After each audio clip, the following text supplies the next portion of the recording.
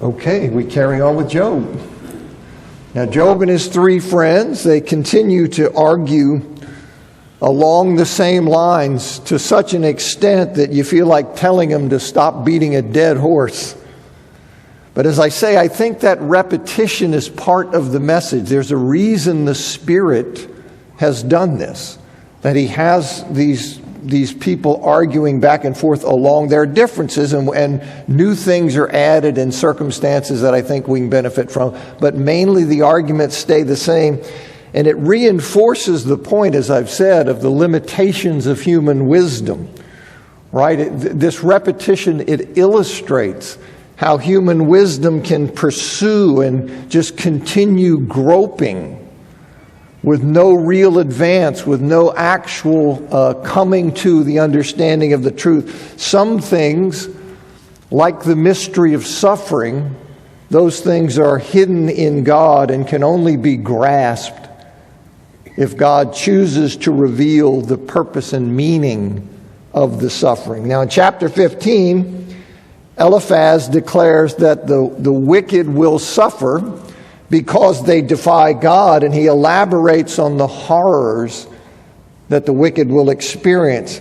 And he's trying to drive Job to repentance, because he's convinced that Job is suffering so horribly because he's wicked. So he's trying to push him toward repentance. Now, when we ended last week, we were looking at Job's response to Eliphaz's second speech. So we're in the second speech cycle. This is Eliphaz's second speech. We're looking at Job's response. And specifically, we were looking at chapter 17, verses 3 and 4, where he calls on God to vouch for his innocence, to put up a pledge on his behalf, because it was God who eliminated all of his human supporters. You know, he had people who used to think highly of him, but God eliminated them all. He turned all of those people into mockers by blinding their minds to his innocence through punishing him so severely. So as he punished Job so severely, and of course it's Satan who's doing that. God allowed it. We see that in the first two chapters. But in Job's mind, it's God who's giving them the hammer. But he says here that by doing that, he turned all of those who were his friends into mockers, because they saw that, and they all have this idea that no righteous person endures that kind of stuff. So they all have abandoned him, and we'll see that clearly later. But they've all abandoned him, and so he's saying, look, you turned everybody into mockers, and it's a way of complaining about what God has done. It's like saying that God owes him that for having mistreated him. And the last clause of verse 4, it's perhaps best translated as reflected there, that you will not be exalted. And that being Job's claim that God will not be exalted for having so blinded people's minds to his innocence. He'll not be exalted because in Job's current state of mind, God was wrong to do that. And so that's what I think is being said there. Now in verse 5, it's also obscure as you look at it. I've given you the literal rendering here. What it literally says is, for a portion he tells friends, and the eyes of his children fail. Right? That'll make you scratch your head. But with David Kleins and a number of others, I think it's best understood as a proverb. Okay? Along the lines of, they are like, so speaking of his opponents, they are like a man bidding his friends to a feast while his children are starving. You see, I think it's a proverb along those lines, and the point is that the friends who are condemning Job, they put up appearances, right, of having plenty of wisdom, but the reality is that their wisdom cupboards are bare. And so it's like the person who doesn't really have anything, but he puts on a show and has this feast while his children are starving. putting on this front of I've got plenty. Well, he's saying that's how they're like with regard to wisdom. They're putting on a show like they got wisdom, but the fact is they got nothing.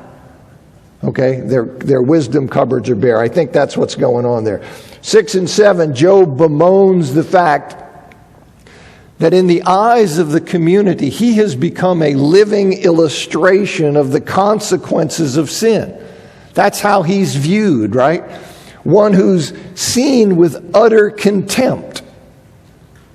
The community views him that way, and the emotional torment that is caused to him by the community's disdain, it's just wearing him out.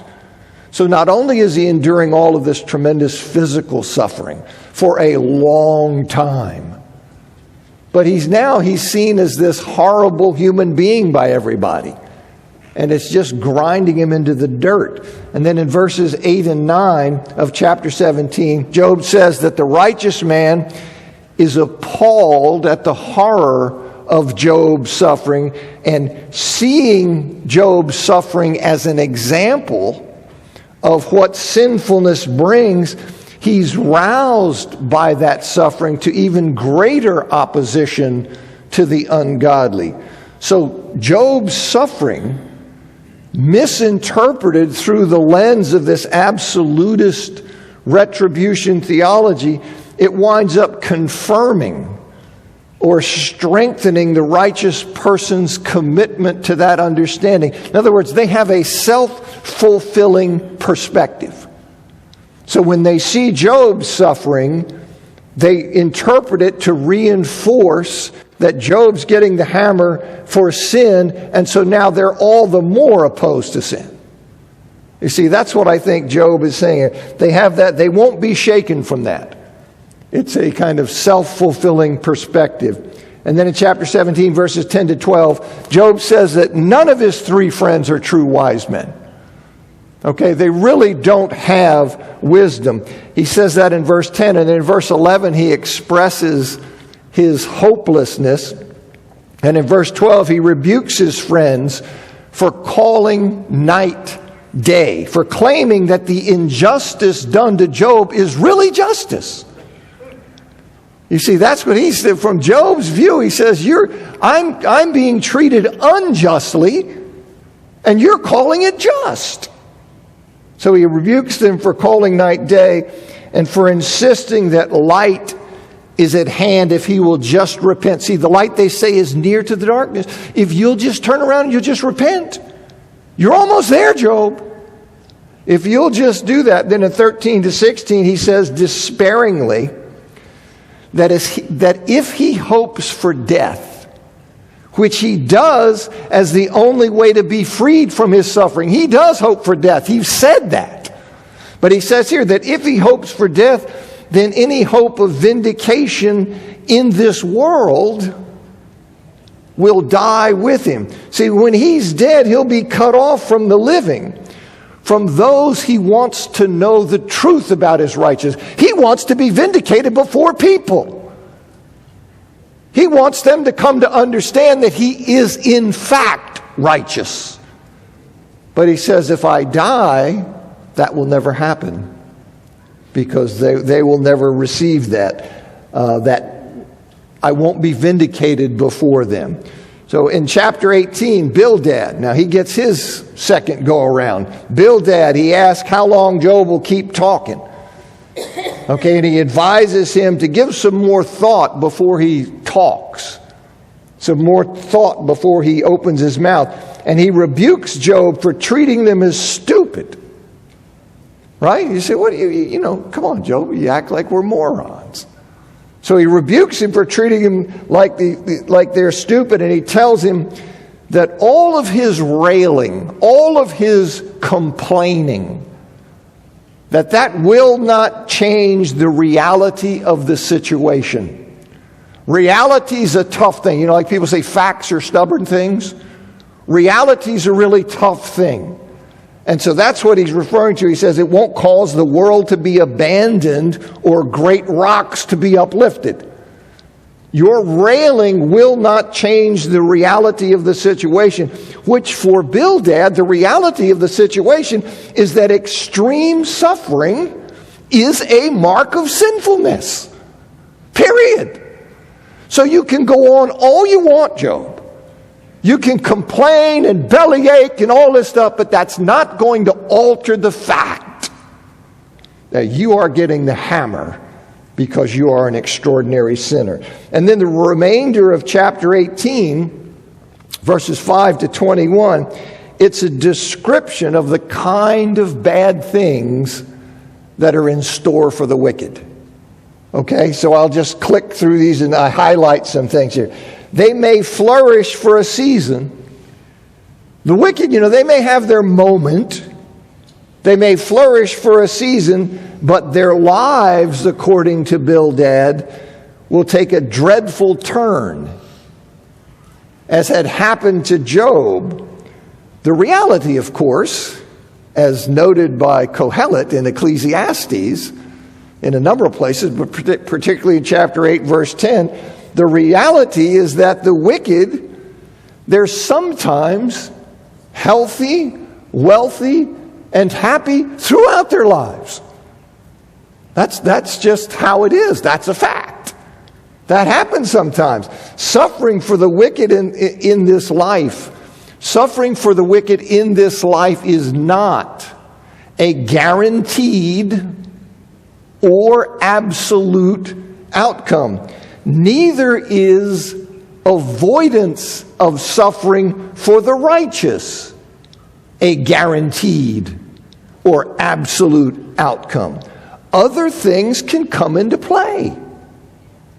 Right? And as readers of Job, we know there can be very mysterious things that are beyond us.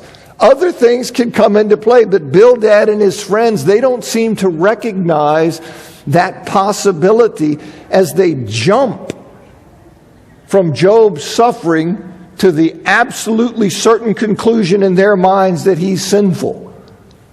And so they don't even account. But the reality is, if you'll just look, and Job will bring this out, that you see many examples of wicked people suffering. So Job in chapter 19, and you see here what he brings out, torn from, this is the kinds of things they suffer. Branches wither, memory perishes, no posterity, appalled horror. Okay, so you see, he says, surely such are the dwellings of the unrighteous.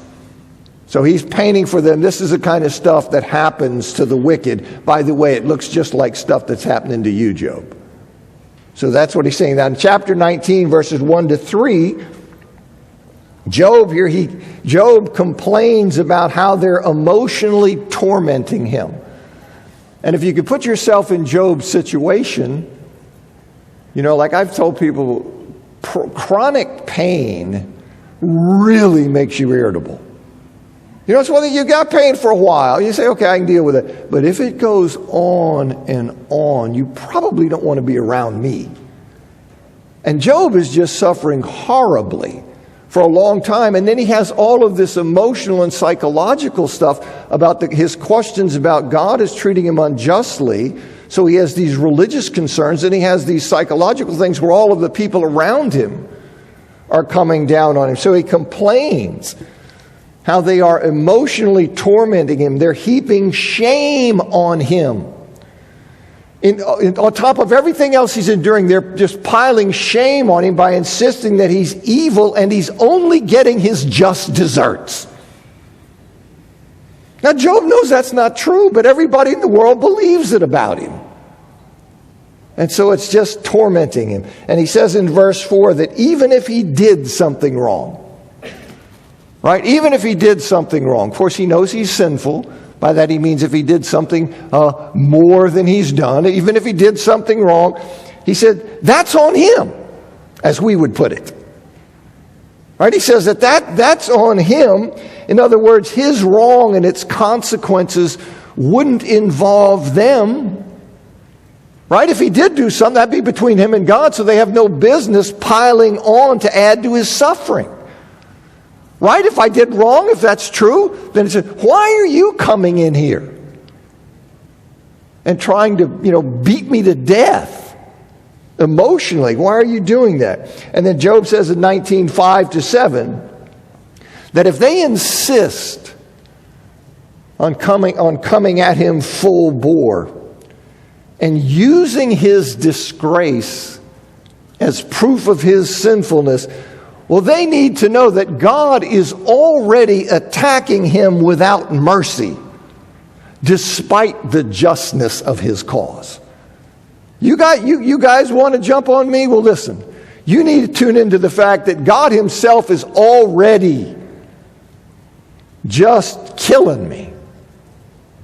And he says in 19 verses 8-12, there he portrays God's assault on him. You see, walled up my way, set darkness, stripped from me, taken, breaks me down, hope pulled up, kindled his wrath, counts me as his siege ramp in camp. You see. So he's there, he's portraying God's assault on him, how he sees it, how he feels having endured so much, unaware of all the idea that God has allowed Satan to do this to him. So he just sits here and says, God is doing this to me. And in 19:13-19, he speaks of his total abandonment.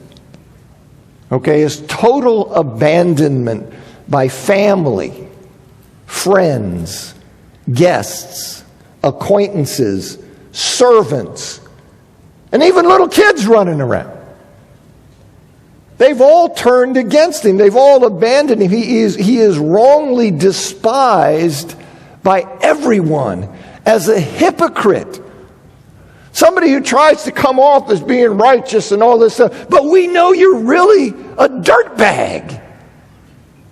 He's a hypocrite who's getting his comeuppance. And everyone looks at him that way. Wouldn't that be terrible? Right? That's what he's enduring. They're all just abandoning him like that. Then in chapter 19, verse 20, he speaks of his dire physical condition and how he has barely escaped death. And here's where we get this thing that I missed it, got out of it by the skin of my teeth. All right, here. But this is what he's talking about, his dire physical condition and how he's barely escaped death. And then in verses 21-22 of chapter 19, he begs for their pity. He begs his friends for their pity as one who has been so ferociously targeted by God. He asks why they continue after him. Why they continue after him and are not satisfied with the suffering that God has already inflicted on him. Why isn't that enough for you people? What are you, psychopaths?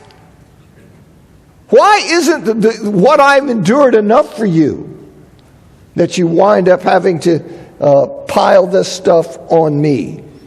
And in verses 23-29, they're notoriously difficult. And there's much disagreement over the translation and the meaning of certain verses in that section. And my understanding of the section, just so you know, it's been shaped significantly by two Old Testament scholars, David Kleins and Samuel Ballantyne, both of whom have written commentaries. Klein's a 3-volume commentary on Job, Ballantyne another commentary on Job. So that's what you're getting, that they have influenced me, and I think they're on the right track.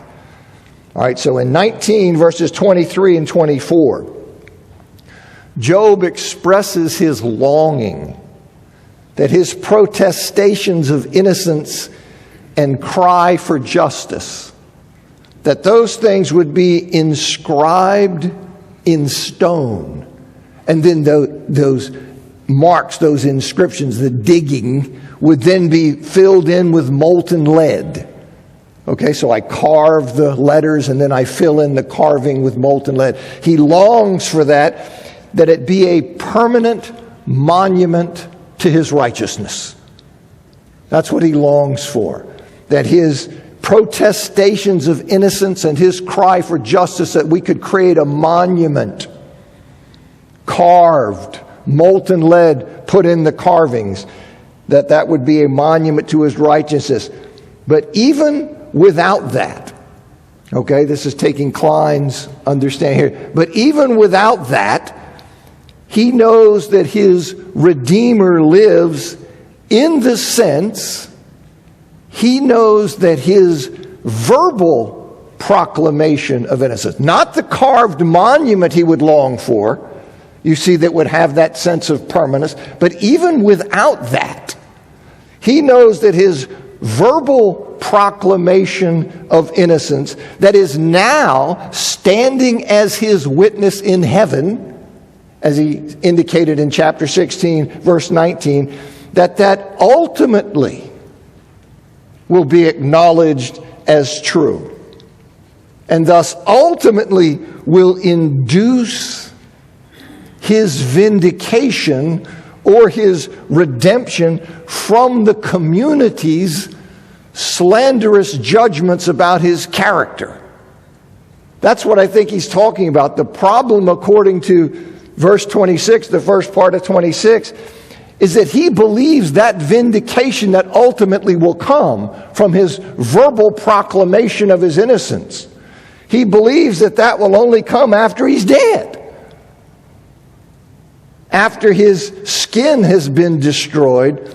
Whereas according to 9:26b through 27b, second part of 26, second part of 27, that section through there, he wants it to happen in this life. You see, that vindication that he feels is ultimately going to come, he says that it's only going to come after I'm dead. And I want it to come when I'm still alive, when he could see God with his own eyes. And I understand that, right? He wants to receive vindication before he's gone. Because if all of you think I'm a dirtbag, I want vindication I want to be vindicated before you. To have you recognize that your judgment and assessment of me was wrong. But he's convinced that's not going to happen. He's convinced that he's going to die first. Now, of course, Job is proven wrong in that. Job is going to be vindicated. But this is how Job is feeling. Now, this word redeemer, it's goel. That word there in verse 25, redeemer, is goel, and it typically refers to a kinsman redeemer.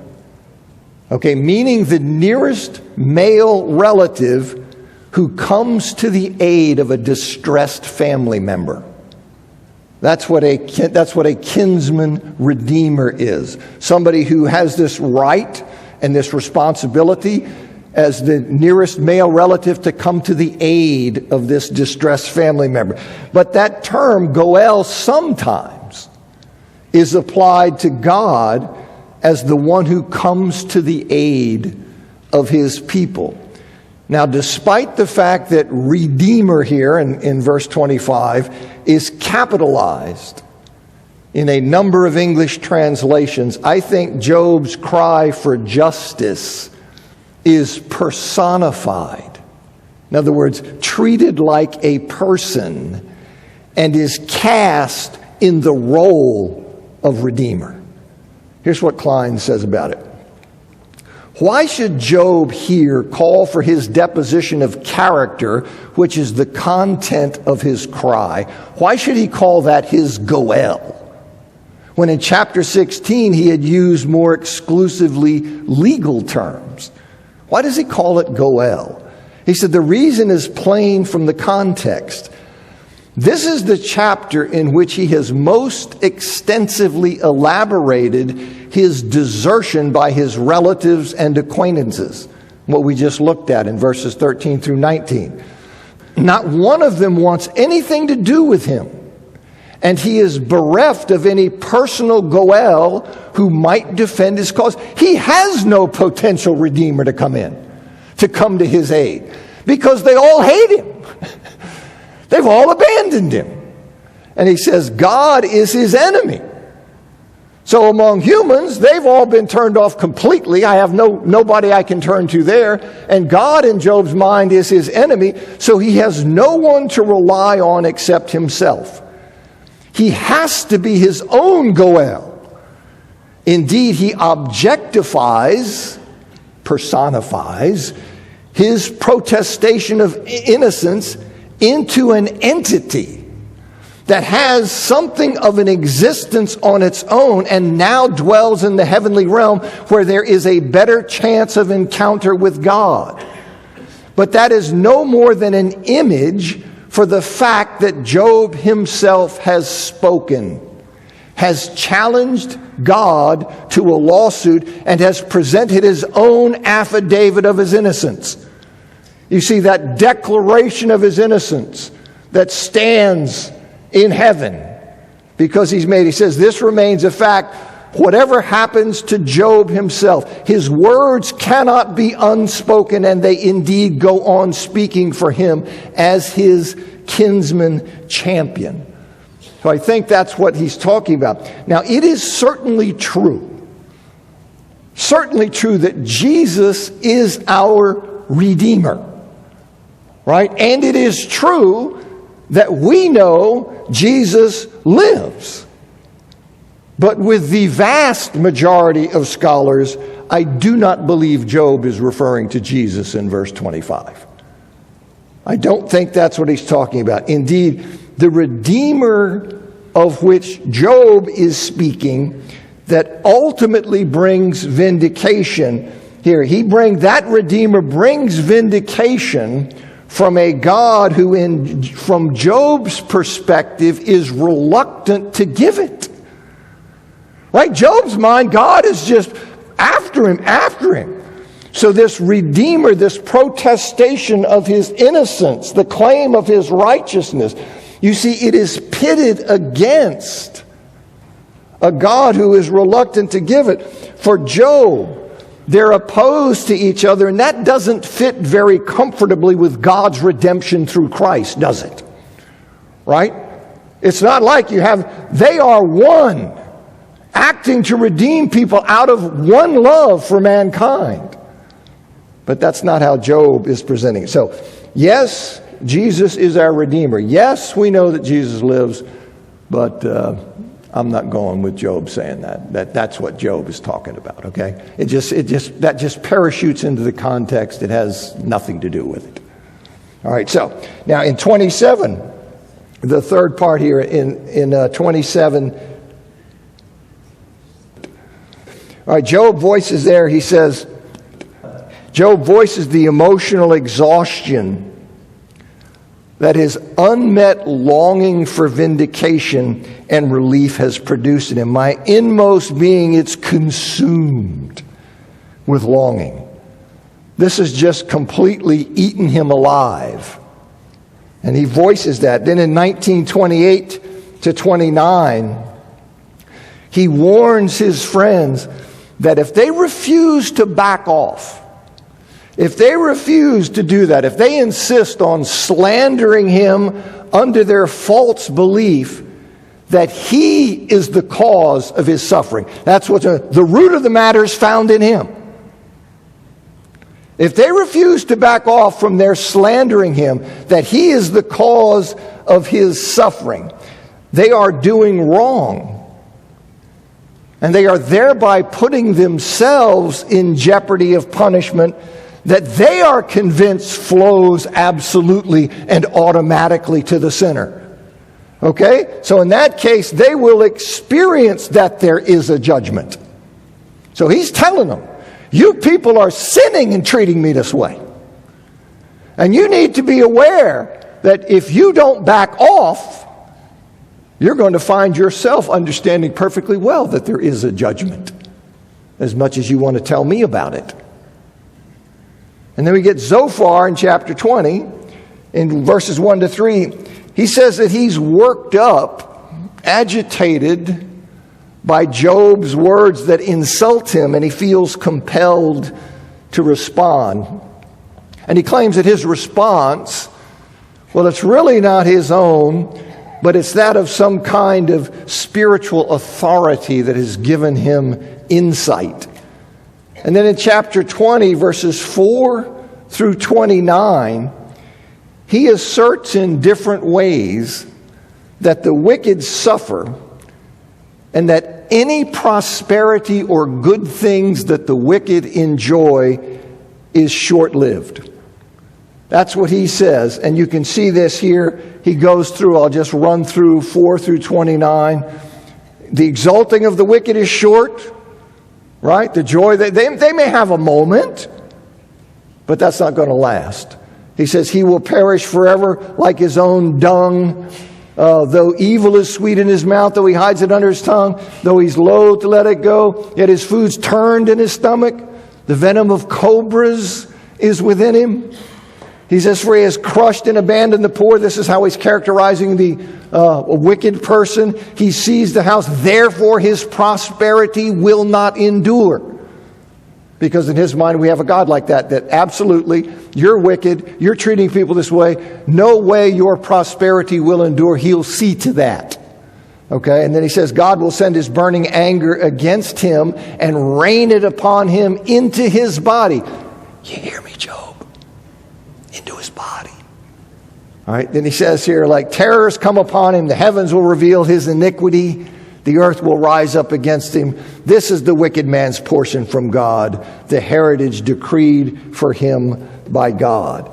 So, again, as indicated there are various proverbs and psalms. For example, Proverbs 13:11, Proverbs 11:18, 21:6, Psalm 73.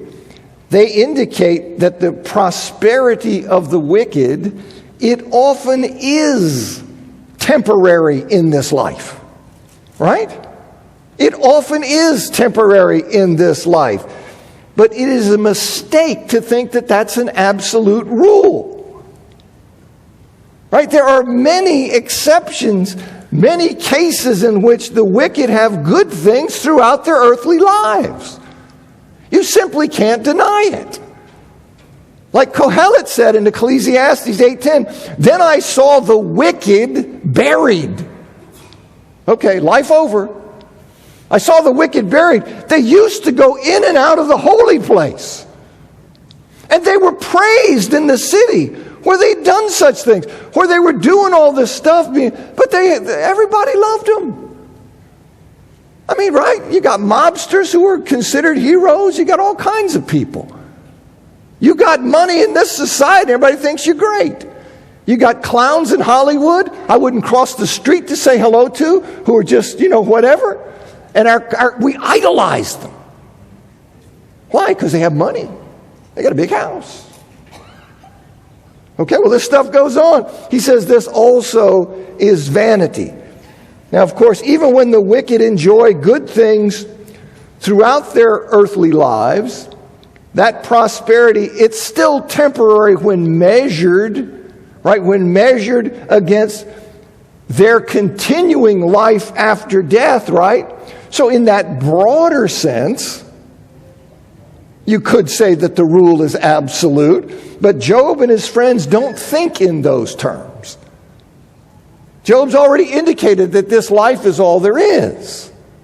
They don't think in those terms. See, as God in these early patriarchal or pre-patriarchal times had not yet revealed with clarity the nature of the afterlife and the resurrection.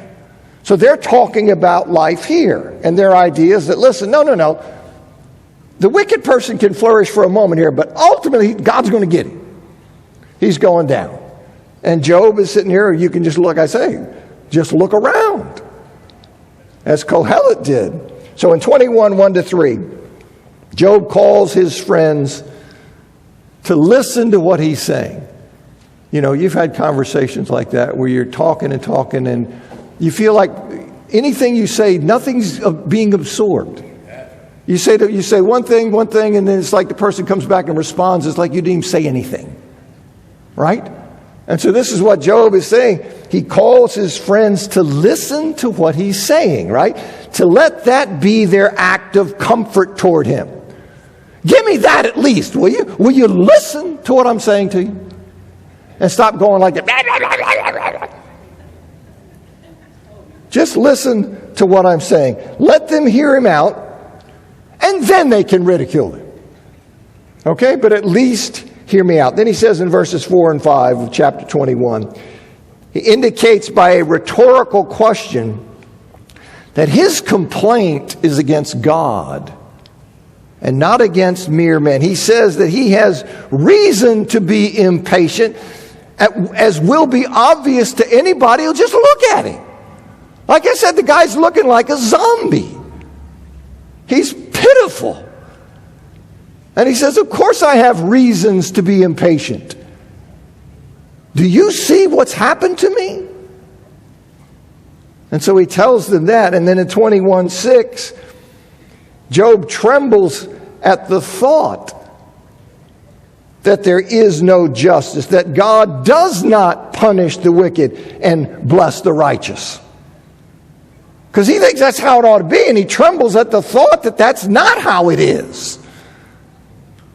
He doesn't like that idea. And then he asserts in 21:7-17, very similar to Kohelet in Ecclesiastes, and in contradiction to Zophar, he asserts there that the wicked, right, those who are contemptuous of God, they thrive in this life. By Job's lights, God is unconcerned with their conduct. Why do the wicked live, reach old age, grow mighty in power?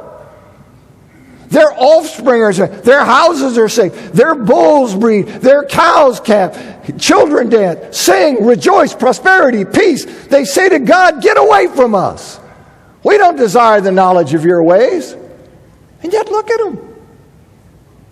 They're rolling. They're rolling. He said, what is the Almighty that we should serve him? This is what they say.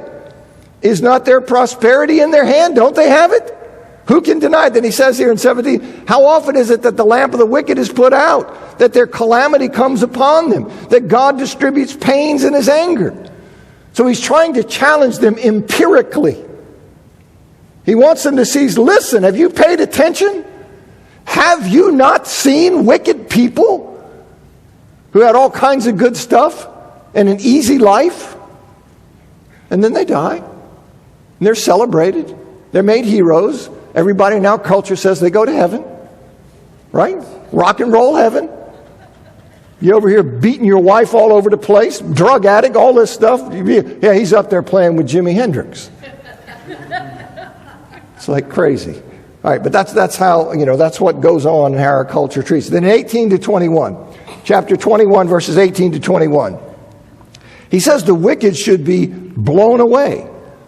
Not like we sometimes use, man, I was just blown away. No, he means, dispersed. They ought to be blown away. And he rejects the notion that God's failure to punish the wicked, that can be justified by the claim that he punishes the children of the wicked. You see, he says, look, the wrongdoer should be the one who's punished, and it means nothing to the wrongdoer to punish his kids after he's dead. You just let him skate. And so this is what Job is saying to them. And then in 21:22-26, the point of that section is that from Job's perspective, see, from his perspective, blessing and bitterness in life, these things are apportioned by God without rhyme or reason. Stuff's just random. Without rhyme or reason. One man has a life of abundance. Another man has a life of want. And then they both die. Right? But there is no discernible rationale for the distinction. That's what Job is complaining about and saying. And then in 21:27, he says he knows his friends. They're not interested in consoling him, but they're interested in hurting him. And that's how he feels about it. The way they've come after him, right? They're interested in hurting him. And then in 21:28-33, he tells them the evidence for the wicked prospering is abundant. So here you are telling me something. I see your lips moving. But I'm telling you, if you would just open your eyes, the evidence for the wicked prospering is abundant. You could ask any passerby on the road. We would say, like, just pick a name out of the phone book. You could just grab any random dude walking by and ask him. You just ask that person.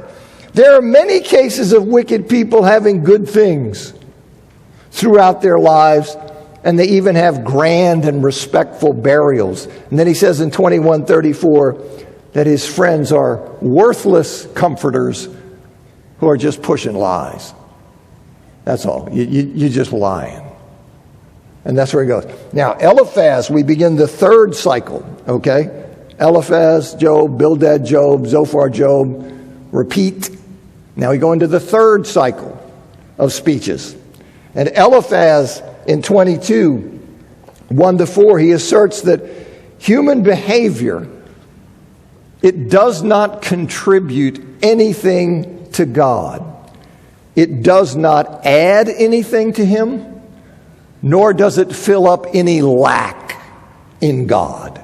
It doesn't do anything for him. Now, if, for example, Job was righteous, as he claims, it would, according to Eliphaz, who knows nothing of the events in Job 1 and 2. Okay? It would, according to Eliphaz, it wouldn't be to God's benefit.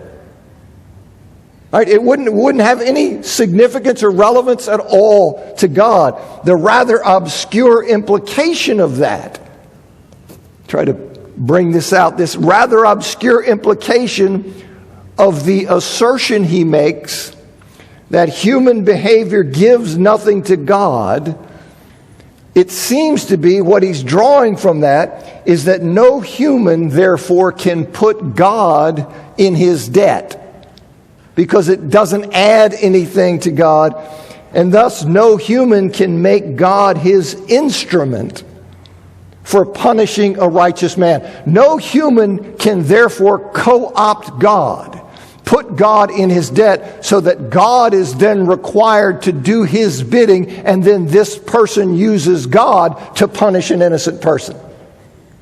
He says that can't happen, right? That's something that will not happen. God is above all human manipulation, and since that is so, and God is just, Job's suffering is judgment for his sinfulness, you see, and not his piety. So that's what I think he's doing there. I admit that it's, hard to pull some of those things out, but I think that's right. That's what he's driving at. Then in 22, 5-9, I know that bell's going to ring. 15 seconds. Oh, I see it up here. They're finally saying, yeah, you should be watching this thing, dude. 22, 5-9, Eliphaz, he proceeds to accuse Job of all sorts of sins, and maybe we'll just leave it here. We'll pick up here, where he then goes through to vindicate his theology. He just accuses Job of all these terrible sins. They're all false. But that doesn't stop him from laying those claims against Job, because he's trying to justify God's punishment of Job. And he says, look, you're this kind of person. We'll pick up there, Lord willing, next week.